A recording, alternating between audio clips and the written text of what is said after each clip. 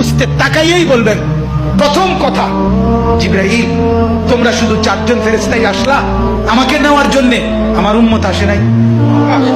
আমার উম্মত কোথায়? আমার উম্মতের হালাত কি? আমার উম্মত কি আমার বর্তমানে জাহান্নামে চলে গেল নাকি?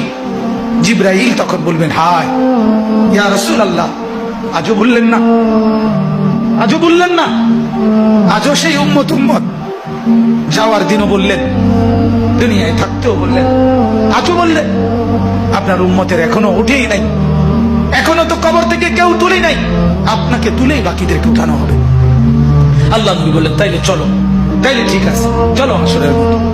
হাসরের মাঠে যাবেন সমস্ত নবী, আদম থেকে ঈসা এবং উনাদের উম্মত কিয়ামত পর্যন্ত। আমি সংক্ষেপে বলতেছি, সমস্ত নবীর উম্মত, নবীরা শুধু এক কথা বলবেন হাসরের ময়দানে, ইয়া রব্বি নফসি নফসি, ইয়া রব্বি